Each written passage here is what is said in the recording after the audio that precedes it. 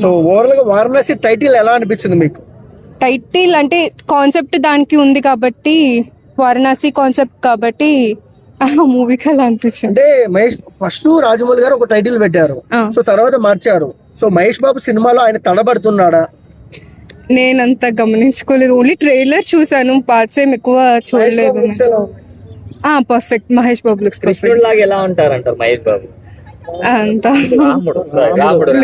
రాముడిగా అయితే బాగుంటారు, మరి కృష్ణుడిగా ఏమో తెలియదు కానీ చూడలేదు. అంటే రాజమౌళి గారు చెప్పారు కదా, రాముడి వేషం వేసి ఆ ఫోటో షూట్ చేశాను, లుక్ టెస్ట్ వాల్ పేపర్ గా పెట్టుకున్న లీక్ అవుతుంది అని చెప్పి తీసేశాను అని చెప్పేసి. సో ఆయన చెప్పిన రేంజ్ లోనే మహేష్ బాబు గారు ఉంటారు.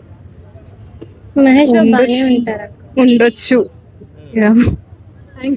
ఓకే, బాగుంది. అండ్ ఇప్పుడు మహేష్ గారిది ఫస్ట్ కదా పాన్ ఇండియా లెవెల్లో ఫస్ట్ ఫిల్మ్. అవును అవును.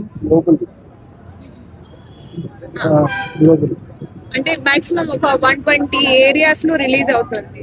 వరల్డ్ వైడ్ అని ఉంది, గ్లోబల్ వైడ్. ఎలా అనిపిస్తుంది మీకు ఫీల్?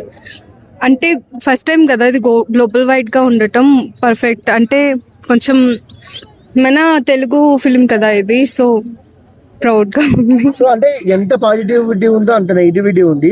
కళ్యాణ్ గారు బంగారం సినిమాలో ఎప్పుడో చేశారు ఆ సీన్ ని, మళ్ళీ పెట్టారు. ఏంటయ్యా జక్కన్న అని కొంతమంది ట్రెండ్ చేస్తున్నారు.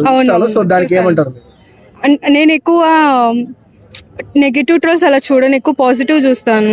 సో నా వరకు పాజిటివ్ గానే ఉంటది అట్లా. అంటే SSMB అనేది గ్లోబల్ సినిమా, 150 కంట్రీలలో రిలీజ్ అయ్యే సినిమా. అలాంటి దానికి ఆ టైటిల్ అనౌన్స్మెంట్ కి ఇంత పెద్దగా చేయడం అవసరమా అని కొంతమంది అంటున్నారు. సో దానిపై మీ అభిప్రాయం ఏంటి? అంటే వాళ్ళు ప్రమోషన్స్ కి ఎక్కువ చూస్తుంటారు కదా, వాళ్ళ ఫిలిమ్స్, వాళ్ళ ప్రమోషన్స్. సో అది వాళ్ళ ఇంట్రెస్ట్ ని బట్టి ఉంటది. మహేష్ బాబు గారి వారణాసి గ్లిమ్స్ వచ్చినాయి కదా, ఎలా అనిపించినాయి మీకు? బాగుంది, నాకు బాగానే అనిపించింది. అంటే గ్రాఫిక్స్ ఎక్కువ బాగున్నాయి, సో పర్ఫెక్ట్ గా అనిపించింది. అంటే ఏమంటారు,